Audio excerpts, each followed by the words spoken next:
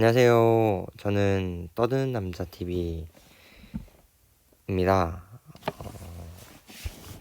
저번 시간에 이런 얘기를 좀 했었죠.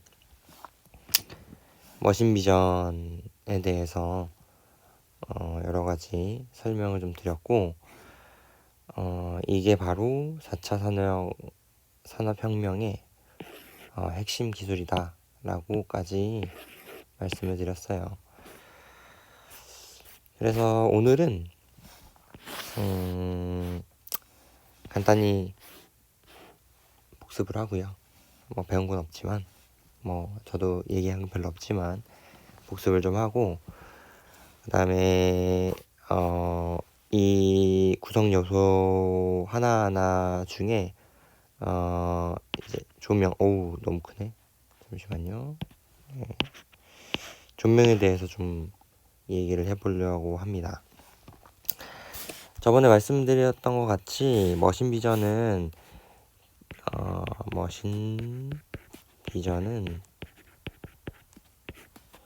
기계에 시각을 부여하는 거라고 말씀드렸어요. 그래서 머신 비전 시스템이라고 하면 거의 이런 이제 그림을 또는 이런 것들을 볼 수가 있습니다. 그래서 첫 번째는 사실 일루미네이션, 조명이죠. 조명이 사실 있어야지 다 시작이 되고요. 그래서 빛을 어쨌든 보는 거기 때문에 빛이 첫 번째로 있어야 되고요. 두 번째는 이 빛을 어떤 맞는 오브젝트, 대상체가 있어야지 뭔가를 볼 수 있겠죠. 저희도 똑같이 뭔가 있어야지 저희가 보는 거죠. 아무것도 없으면 빛이 반사되는 게 없기 때문에 저희가 볼 수가 없어요. 그래서 두 번째 중요한 건 오브젝트라는 물체, 대상체이고요. 그 다음에 세 번째로는 이제 그 반사되는 빛을 보는 렌즈가 있습니다. 세 번째는 렌즈예요. 1, 2, 3 렌즈. 렌즈의 역할은 물체에서 반사된 빛을 센서에 맺히게 하는 역할을 하는 게 렌즈이고요. 그 다음에 이 모아준 빛들을 디지털화, 데이터화 하는 것이 이제 카메라라는 것입니다. 그래서 이게 4번이에요. 그래서 이 카메라를 이용해서 디지털화 하고요.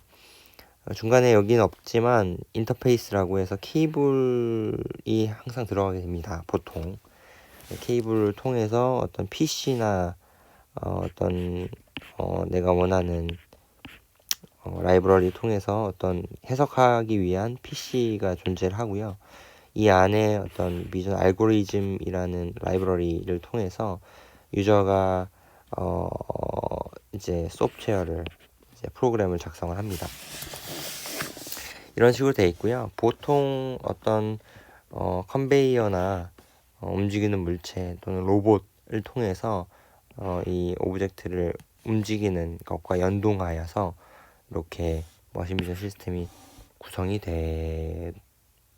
됩니다. 그래서 머신 비전을 잘한다는 것은 이런 하나하나의 컴포넌트들, 하나하나의 오브젝트 또는 이런 여러 가지 구성 요소들의 복합체이기 때문에 이 구성 요소의 특징, 장점, 그리고 단점들, 이것들을 잘 알고 어떻게 조합하느냐에 따라서 이 머신 비전의 성능을 이제 좌지우지할 수 있게 되겠죠. 그래서 그런 게 머신 비전이다, 머신 비전 시스템이다 라고 정리하시면 좋을 것 같아요. 그래서 이번에는 조명에 대해서 좀 얘기를 해보려고 해요. 조명 되게 친숙한 주제인데, 조명은 무엇이냐 머신비전에서 조명을 하기 전에 빛에 대해서 저희가 좀 알아야 됩니다. 빛 되게 익숙한 거죠. 매일 아침 태양이 뜨고 저희가 빛을 받아서 광합성을 하죠. 비타민 D를 광합성합니다. 비타민 D를 만들어주기도 하고요.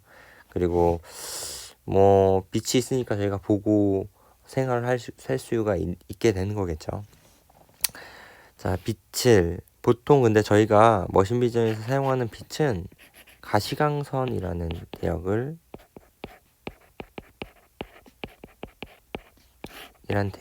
사용합니다. 가시광선이란 여기 나와 있죠. 380 정도에서부터요 한 700 정도까지의 빛을 가시광선이라고 얘기하고요. 그래서 이제 뭐 빨주노초 파남보 이렇게 해서 무지개 색깔이 나오는, 저희가 볼 수 있는 그런 빛의 파장대를 빛의 파장대를 우리가 볼 수 있는 그 빛의 파장대를 가시광선이라고 부릅니다. 그리고 레드 쪽은 보통 저는 이렇게 외우는데 650이다. 그린이 550이다. 그리고 블루가 450이다. 전 보통 이렇게 외우고요. 뭐 많이 헷갈리니까 저는 이렇게 외우고, 딱 맞는 건 아니에요. 그래서 620도 레드라고 얘기하고요. 520도 레드라고 하고, 레드래. 그린이라고 하고, 블루도 420도 블루라고 하고요. 왔다 갔다가 어느 정도 범위가 있긴 한데, 외우기 쉽게 하기 위해서 45, 55, 65 라고 저는 외우는데, 5는 조금 좀 그린에서 조금 벗어나긴 하네요. 그래서 아무튼 외울 때는 이렇게 딱 되는 게 좋으니까 일단 외워두시고, 자주 까먹습니다. 그래서 저는 이렇게 외운다. 그리고 가시광선은 이렇게 정리를 하면 될 것 같고요. 이제 IR과 UV까지 보겠습니다. IR은 인프라레드예요. 레드 밖에 있는 레드 경계로 밖에 있는 요 범위를 이제 IR이라고 하고요. 보통 이제 850부터 이제 1000나노 이상급, 1100, 1100, 1200 이렇게 1400 이 영역대를 보통은 많이 사용을 하고요. 보통 1100나노쯤 되면, 나노미터 되면 실리콘이 투과가 됩니다. 이렇게 투과가 돼요. 그래서 이제 반도체 쪽이나 그쪽에서 이제 검사를 할 때 실리콘만 투과하고 중간에 있는 다른 이물질이나 다른 패턴들을 보기 위해서 이제 1100나노 이상급, 1100나노의 파장을 이용해서 검사를 하기도 하고요. 그래서 방금 말씀드렸다시피 투과하는 성질을 가지고 있는 게 이제 IR이라고 하고요. IR도 사실 여러 이제 파장에 따라서 LWIR이나 아니면 MWIR이나 아니면 SWIR이나에 따라서 특징들이 다 다르게 되어 있습니다. 그래서 그 부분들이 용어가 좀 다르게, 파장에 따라서 그런 용어들을 사용한다 정도 알아두시면 좋을 것 같고요. 자, 이제 UV라고 해서 울트라 바이올렛이라고 해서 보라색을 넘어선 자들은 아니고요, 파장들이라고 해서 UV는 이제 일단 UV 이쪽으로 가면 위험해요. 아주 dangerous 하죠. 위험합니다. 그래서 몸에 안 좋은 파장들이라고 보시면 될 것 같고, 대표적으로 이쪽으로 가면 이제 방사선이라고 해서 저 이제 그 의류 쪽에 보면 이제 몸을 투과해서 완전히 위험하다, 투과하고 세포를 파괴할 수 있는 그런 이제 파장들, 빛이라고 하면 레이들이라고 할게요. 레이들이 방사선이라고 하는 거죠. 그래서 이제 여기 보면 대표적으로 엑스레이라는 게 있죠. 그래서 저희가 뭐 아프거나 이제 뼈 쪽이 다쳤을 때 찍는 게 엑스레이라고 하는 파장대가 이쪽에 있습니다. 그래서 이쪽 파장대들은 굉장히 에너지가 높아요.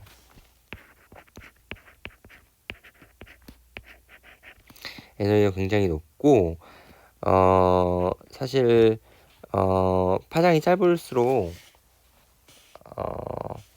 에너지가 높기 때문에 일어나는 현상들이 많습니다. 그래서 잠깐 살펴보면 자연스럽게 또 빛의 파장에 따른 이제 검사 관련해서 좀 알아볼 텐데요. 이런 오브젝트가 있다고 하죠. 그래서 이거는 뭐 우리가 뭐 보고 싶은 보고 싶은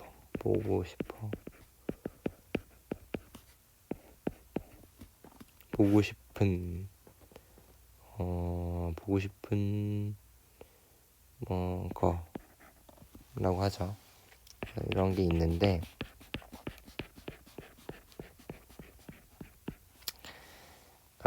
어떤 빛이 이렇게 들어간다고 가정해 봅시다. 이렇게 들어가죠.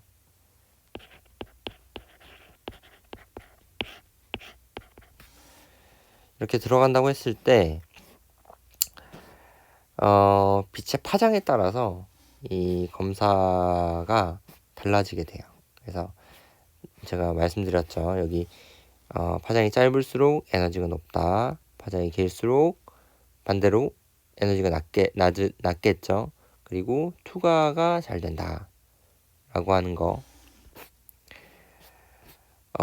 그래서 만약에 레드로 이 어떤 물체를, 레드 또는 IR로 이 물체의 빛을 이렇게 주면 이 빛은 물체를 투과하고 싶은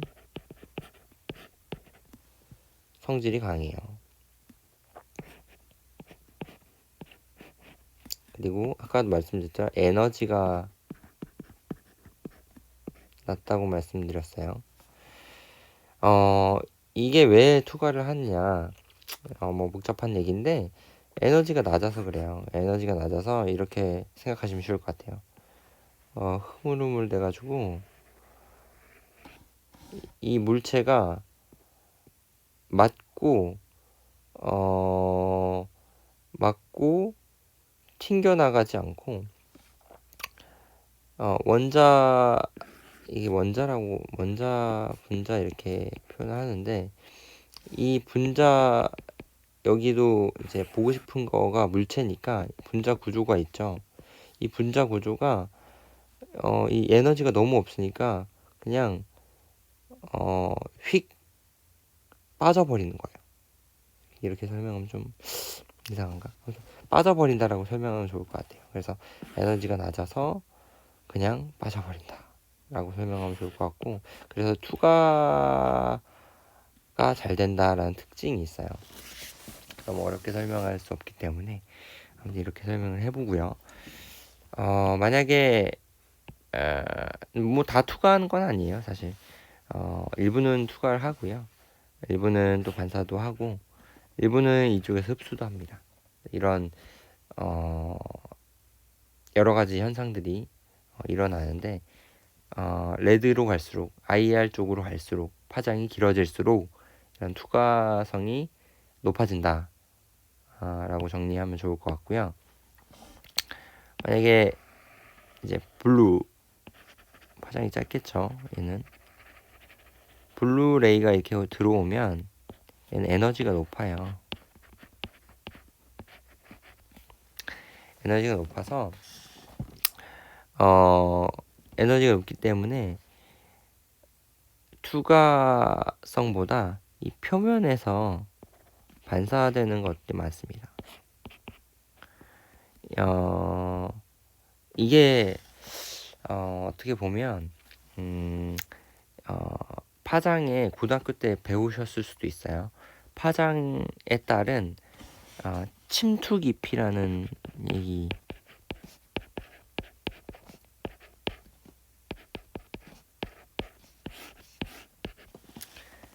파장에 따른 침투 깊이에 대해서 배우셨을 수도 있어요. 그래서 파장이 짧을수록 그리고 에너지가 높을수록 침투 깊이가 어떻다? 짧다 하는 거죠. 그리고 이제 파장이 길면 침투 깊이가 깊어지겠죠. 그런 침투 깊이라는 용어도 우리가 물리를 배우셨다면 예전에 배운 적이 있으실 거예요. 그래서 침투 깊이라는 용어가 이렇게 쓰인다 라고 보시면 될 것 같고요. 그래서 이제 파장이 짧으면 짧을수록 표면에 어떤 스크래치나 표면 쪽의 어떤 부분들을 보는 그런 검사에 잘 쓰일 수가 있고요. 뭐 파장이 긴 IR 같은 경우는 완전히 투과를 많이 하기 때문에 뭐 예를 들어서 어떤 이런 유리병은 아니고 뭐 어떤 플라스틱 병이 이렇게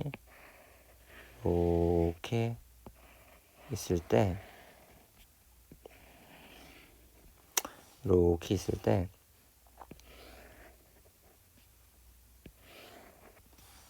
이 안에 이제 물이 차 있다고 보시면 되죠. 근데 그냥 눈으로 봤을 때는 이게 안 보이는 플라스틱 병이에요. 근데 만약에 IR 조명으로 이 병이 아닌 것 같네요. 병이 아닌 것 같나? 아니 맞나? 잠시만요. 이렇게 해서 뚜껑도 그려줍시다. IR 조명으로 이 병을 검사를 하게 되면 투과 깊이가 깊기 때문에 이 버틀의 표면을 많이 투과하고 이 안쪽에는 물이 차 있기 때문에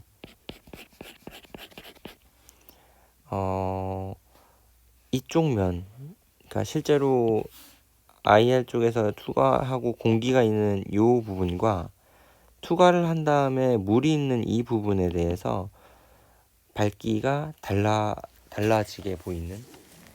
그래서 실제로 그냥 영상을 뭐 블루로 찍었을 때와 레드로 찍었을 때 실제 보여지는 부분들이 이런 물의 표면이 어디까지 있는지를 확인을 할 수가 있어요. 불투명한 이제 플라스틱 병에 물이 얼마나 차 있는지를 IR 조명을 통해서 우리가 많이 잘 확인할 수 있는 그런 예라고 보시면 될 것 같습니다.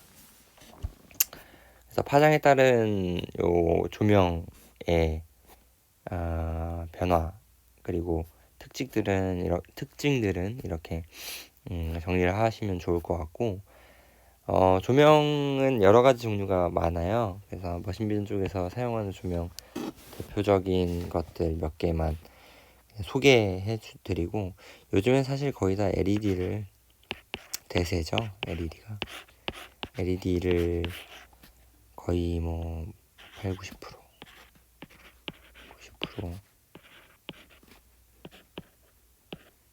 사용을 하고요. 이전에 형광등 같은 그런 램프형이나 뭐 안에 이제 램프가 들어있거나 가스를 채워서 하는 형태들은 지금은 거의 사용하지 않는다라고 보시면 될 것 같아요. 거의 사용을 안 하고 지금은 사실 LED로 거의 많이 사용합니다. LED의 특징 일단 가장 좋은 특징은 수명이 길다.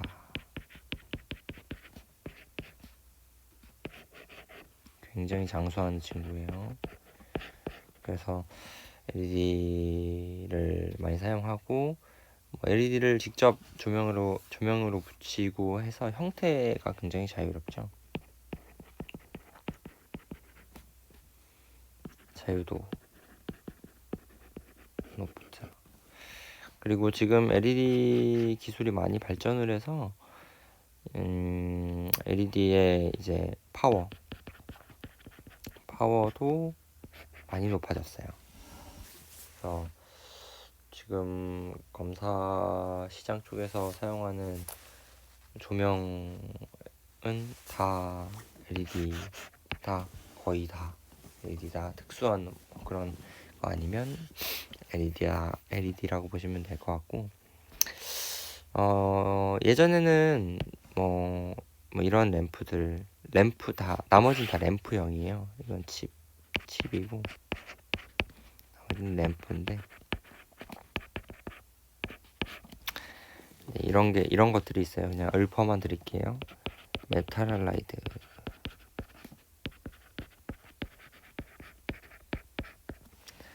그 다음에 할로겐,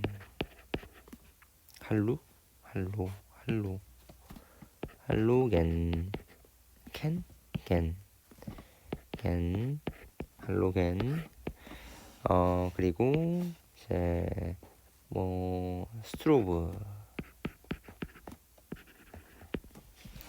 뭐 등등이 있는데 뭐 간단히 설명해 드리면 메탈라이드는 특징이 굉장히 밝고요. 이제 약간 푸른빛이 납니다. 굉장히 밝은 게 특징이에요. 대신 램프이기 때문에 수명이 짧습니다. 할로겐 같은 경우는 옛날에 이제 화장실 가면 보는 약간 주황색의 이제 파장대를 좀 가지고 그쪽 파장대가 좀 세고요. 그래서 주황색 쪽을 보이고 이제 파장 대역이 브로드하게 전 파장에 많이 이렇게 있지만 위쪽에서 좀 더 이제 파장이 긴 쪽에 세기가 좀 센. 하지만 이제 가시광선의 전 파장을 걸쳐서 좀 브로드하게 파장대역을 가지고 있는 램프다.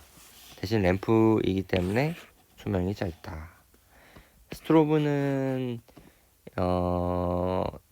이거는 이제 사실 형태인데 스트로브라는 거 많이 들어보셨을 거예요. 사진 찍을 때 스트로브 이제 플래시라고 지금 많이 하는데 스트로브라고 하는 것들은 반짝이는 거. 반짝인다. 사진관 옛날에 보면 빵 터지는 그런 조명들을 스트로브 조명이라고 하고요. 이것도 마찬가지로 램프 형태이기 때문에 수명이 짧아요. 근데 지금은 이런 모든 이제 조명 또는 조명 형태 스트로브나 모든 것들이 LED 쪽으로 다 되어 있어서 LED만 알아도 뭐 무방하다라고 보시면 저는 뭐 괜찮을 것 같습니다. 네, 좀 강의가 좀 길어지는데 마지막으로 조명 형태 간단하게 보고 마치도록 할게요. 그래서 조명 형태는 조명 각도에 따른 형태만 볼게요. 뭐 조명이 사실 뭐 사각 조명, 여기에 빛이 달린 사각 조명 모양대로 나죠. 사각 조명, 뭐 링 조명이라고 해서 동그랗게 생겨서 렌즈 앞에 끼는 형태의 그런 링 조명, 빛이 이렇게 나가는 링 조명 형태에 따라서, 그래서 뭐 돔 조명이라고 해서 돔같이 생겼어요. 이렇게. 그래서 이 안쪽에서 여기 LED가 보통 밑쪽에 많이 붙여 있고요. 내부에서 막 반사돼서 균일하게 전 방향에서 뭐 그런 어떤 방향성을 타지 않고 전 방향에서 다 들어오게 만드는 돔 조명. 그리고 뭐 여러 가지 조명들이 많은데, 뭐 이런 조명들은 다음에 좀 다른 자료를 가지고 좀 설명을 드리고, 지금은 조명 각도에 따라서 어떻게 분류를 하는지, 이런 조명 형태 모양들은 굉장히 여러 가지 형태들이 많아요. 그래서 뭐 에어리어용도 있고, 뭐 라인 스캔용도 있고, 라인 스캔 아직 모르시겠지만 라인 스캔용도 여러 가지 많기 때문에 그거는 따로 좀 정리를 많이 해서 좀 알려드려야 될 것 같고, 각도는 사실 쉽기 때문에 설명드려야 될 것 같아요. 그래서 오브젝트 만약에 여기 있다 하고 쳤을 때, 자, 카메라가 여기 있어요. 이렇게 보이죠. 보통 이렇게 그려요. 카메라 캠 이렇게 할게요. 그럼 카메라가 보는 시야를 여기서 설명을 좀 해드리면, 시야를 이렇게 그립시다. 이렇게 그리죠. 그래서 여기서부터 여기까지가 카메라가 보는 영역이에요. 그래서 오브젝트가 좀 삐뚤었네요. 아무튼 이런 식으로 해서 이렇게 보고 있다, 이런 식으로 보고 있다 라고 하면, 저희는 이 카메라의 화각이라고 하는 요 각도를 화각이라고 하는데, 요 각도 화각이라는데, 화각에 이렇게 정반사 하는 생각, 아무튼 직선이라고 생각하세요. 네, 자, 조명 형태에 따라서 다시 설명을 좀 해볼게요. 그래서 아까 요건 그렸죠. 그래서 W존이라고 하는 것들은 FOV의 요 선을 따라서 이렇게 정반사를 그렸을 때 요 안쪽에 들어오는 것들을 W존이라고 하고요. 이 안쪽에 조명이 있다면 브라이트 필드, 그리고 바깥쪽에 있다고 하면 다크 필드라고 명명을 합니다. 그래서 브라이트 필드와 다크 필드를 요 선 W존이라고 하는 요 선 안팎으로 이렇게 얘기를 하고요. 그 다음에 이 FOV면, 그리고 오브젝트를 기준으로 위쪽을 프론트라고 하고요, 아래쪽을 백이라고 합니다. 그래서 합쳐보면, 프론트만 볼게요. 프론트만 합쳐보면, 자, 이쪽에 있으면 프론트 브라이트 라이트라고 하고요, 이쪽에 있으면 프론트 다크 라이트 또는 다크 필드 이렇게 얘기를 합니다. 굉장히 쉽죠? 그래서 브라이트 필드라고 부르는 이유는, 브라이트 필드 쪽에 조명이 있으면 거의 모든 빛들, 만약에 이쪽에 있다고 칩시다. 거의 모든 빛들이, 카메라로 정반사되는 빛들이 카메라로 들어갈 확률이 높기 때문에 실제로 영상이 밝게 보여요. 그래서 브라이트 필드라는 이름을 사용하고요. 이쪽에 만약에 빛이 있다라고 하면 쭉 그거 보면 이렇게 되죠. 거의 대부분의 빛들이 나가게 돼요. 카메라에 들어가지 않아요. 그렇기 때문에 전체적인 영상이 어둡고요. 대신 여기에 만약에 뭐 어떤 돌기나 어떤 굴곡이 있다고 치면 이 빛이 가다가 얘를 만나면 난반사돼요. 이런 식으로 올라가겠죠. 그래서 카메라를 올라가는 현상이 발생하는데 여기만 하얗게 그러면 올라오겠죠. 그래서 먼지나 어떤 음각, 굴곡 부분들만 하얗게 올라오는 것이 이제 다크필드 조명이다 라고 보시면 될 것 같아요. 그래서 프론트 쪽은 이렇게 설명을 드렸고요. 사실 백도 똑같아요. 근데 프론트와 백의 차이는, 프론트는 아무래도 위쪽에서 이제 네, 위쪽에서 빛이 나오다 보니까 어쨌건 위쪽 면에 있는 어떤 부분들의 부분들을 이제 보는 그런 거죠. 그래서 위쪽 면의 어떤 패턴이나 위쪽 면의 어떤 부분들을 보는 거라고 보면 이쪽이 이제 프론트겠죠. 백은 똑같습니다. 백도 백의 브라이트와 다크필드를 나누는 선은 이렇게 W가 아니고 이렇게 가죠. 이 선을 그냥 쭉 이읍니다. 이렇게. 그래서 요 안에 들어오면 브라이트, 이쪽을 나가면 다크 똑같아요. 그래서 요 기준으로 아래쪽은 백이 되겠죠. 그래서 이쪽에 있으면 백 다크필드, 백라이트 다크필드 이렇게 얘기하겠죠.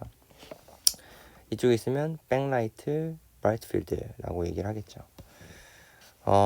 백라이트들의 특징은 뭐 위쪽 표면을 보는 건 거의 없고요.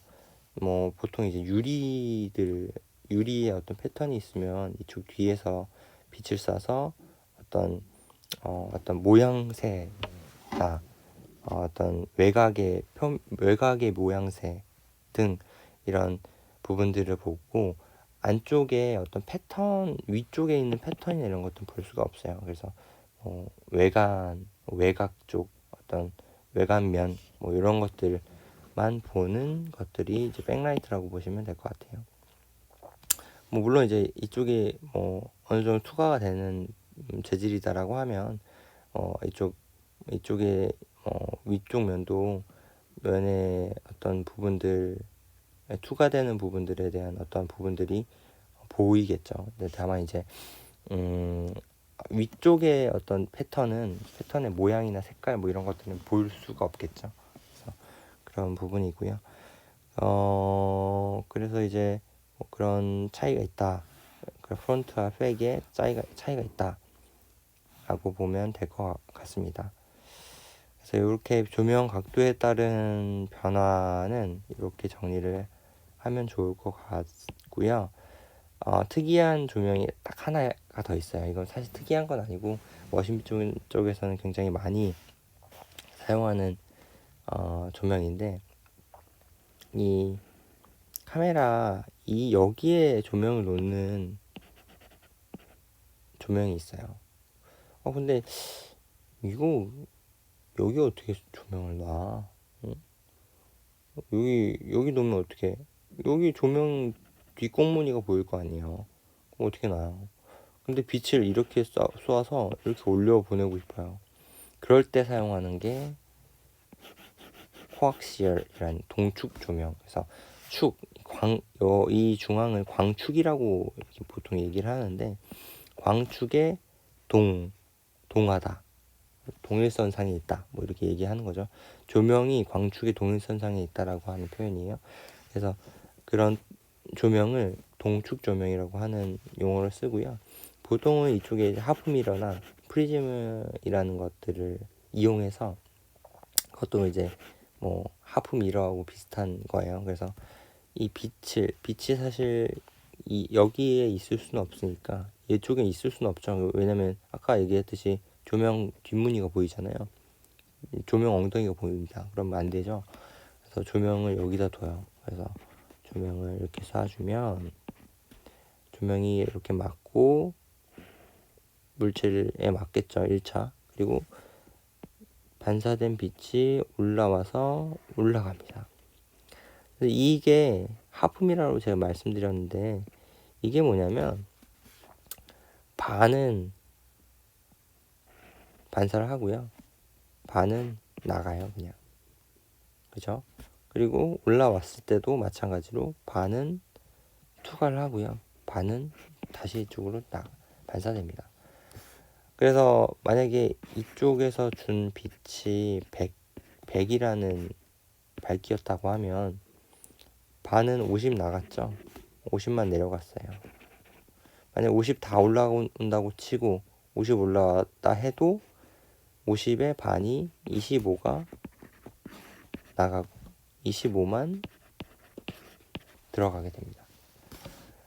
그래서 동축 조명을 쓸 때는 동축 조명이 그 하품 미러라는 이 부분이 조명의 세기를 최대 25%밖에는 살리지 못하는 단점이 있지만, 이 조명을 사용하다 보면 패턴의 가장 정반사가 잘 되는 요 평평한 패턴이라고 하면 이쪽에서 많이 올라오기 때문에 밝기가 더 많이 올라오는 경우들도 있고요. 그리고 그러니까 정반사로 반사가 많이 올라오기 때문에 밝기가 좋은 경우도 있고, 그리고 이제 이렇게 되면 이쪽에서 조명을 주거나 이쪽에서 조명을 주면 조명의 각도에 따라서 단차가 조금이라도 있는 오브젝트에서 이제 그림자 같은 게 발생할 수가 있어요. 근데 동축 조명을 사용하면 그런 그림자의 그런 에러들을 발생시키지 않는 그런 이점이 있다라고 생각을 하시면 될 것 같습니다. 오늘 강의는 많이 늦었고요. 사실 많이 좀 늦어졌는데 전체적으로 이 정도로 정리를 하고 다음 시간엔 다른 주제, 지금 제가 처음 말씀드렸던 것 같이 이제 오늘 일루미네이션에 대해서 다는 아니고 1차 봤고요. 그 다음에 아마 렌즈나 카메라 중에 렌즈 쪽을 한번 공부를 해보도록 하겠습니다. 시청해주셔서 감사합니다.